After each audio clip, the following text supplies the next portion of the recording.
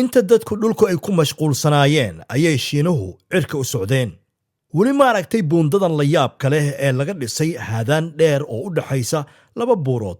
waa buundada mucjisada ah ee loogu magac daray Ruyi Bridge. waxay ku taallaa gobolka Zhejiang ee bariga dhulweynaha Shiinaha. dadka qaarkood marka ay hoos eegaan waa ay ku wareeraan oo qaar baa sarajooga ka dhaca oo suuxa, halka kuwa kale ee caloosha ay rugmato oo ay matag ay ku waashaan. raggii isku dayay in ay buundadan halista badan ay ka gudbaan ee geesiyaasha sheegtay ee dumarka u faani jiray isuguna sheegi jiray halyeeyo meel walba ka booda. qaar ayaa wadnuhu istaagi gaaray. qayb ka mid ah cisbitaalka qaybta cilmi nafsiga ayaa la tacaalaya dhaawaca qalbi ahaan u soo gaaray, halka kuwa kale ay hor iyo daba ay noqdeen kadib markii dhulku uu la wareegay oo ay cabsi darteed ku dawaqeen fogaanta dhulka uu u jiro oo ah ku dhowaad 1,000 mitir amaba 1 kilomitir. waxaa jira dad caawiya dadka ku cusub halkan si xaaladooda faraha aysan uga bixin.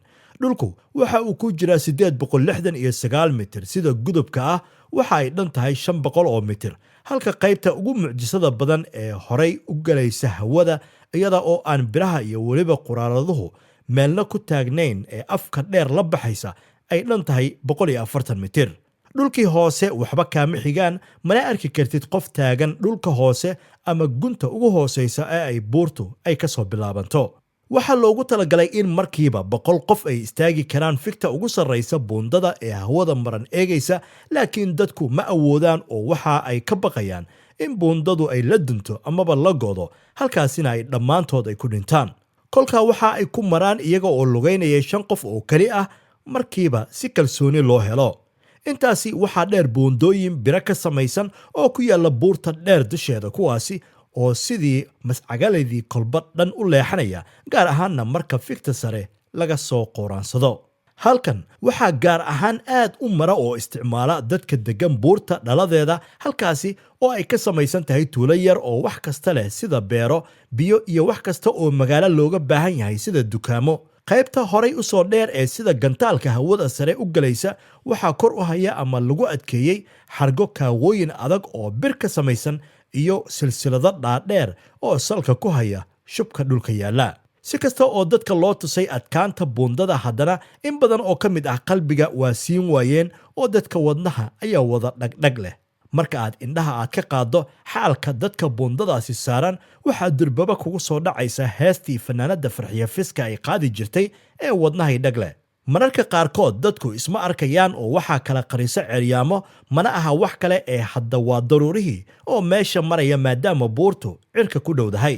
maadaama labada buurood ee ay buundadu ay dul marayso ay leeyihiin ubax ashqaraar badan oo midabka samsuuniga amaba purple-ka afka qalaad waxa lagu yidhaahdaa ah, sida ugu fiican ee lagu soo daawado ubaxyadan gebigiisuba ku gadaaman buurahan dhaadheer ayaa ah in la maro buundadan cajiibka ah. dhowrka dabaq ee isa saaran ah ee sidii maskii marna cirka u baxaysa marna dhulka galaysa, waa sidii xarga isku tidcan oo isdhaafdhaafaya marka dusha sare laga joogo. dadku halkan ayay maalin kasta ay maraan si ay cajaa'ibta meesha taalla indhahooda ay uga soo qaadaan.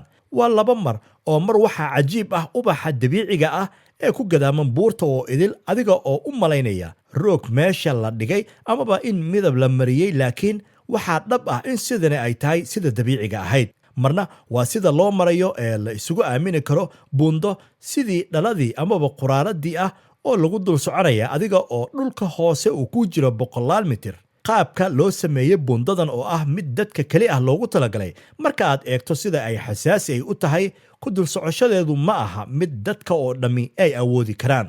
Ruyi Bridge waxaa la dhisay sanadkii 2020, waa 4 sano jir. waxaa lagu tilmaamaa mid ka mid ah buundooyinka ugu dhaadheer dalka China ee ka samaysan xarig bir ah amaba kaybil aad u awood badan oo ku kala dhidban labada jambi ee labada buurood. waxaa si muhiima inaad ogaatid halka uu magaca Ruyi uu ka soo jeedo. Ulanara Ruyi waxay ahayd xaaskii labaad ee imbratorkii Shiinaha ee lagu magacaabi jiray Qianlong Emperor. waa nin muddo dheer gobolkaasi ka talinayay oo caan ahaa. amiirad amaba Imperatoriyad Ruyi waxa ay nooleed intii u dhaxaysay bishii Maarso 1718 ilaa iyo bishii Agost 19 sanadkii 1766, markaasi oo ay geeriyootay. haddaba si magaceedu uu u waaro dowladda shiinaha ayaa go'aansatay in ay bridgekan ugu magac darto. waad ku mahadsantihiin sida wanaagsan ee mar walba aad noola socotaan. Bulqaas Media ayaad nagala socotaan. fadlan haddii aad ku cusub tahay pageka Bulqaas Media haylaawin inaad like iyo follow aadna soo tiraahdo. haddiise aad tahay macmiil soo noqday sidoo kale haylaawin in muuqaalkan aad sheergarayso oo asxaab badan aad la wadaagto si iyagana asxaabtooda kale ay ola wadaagaan halkaasina ay wax uga bartaan. wixii tale iyo tusaale ah waxaad noogu soo qori kartaan dhinaca commentiska. aad ayaad u mahadsantihiin. rabbiga ha idinla jiro. assalaamu calaykum waraxmatullaahi wabarakaatuhu.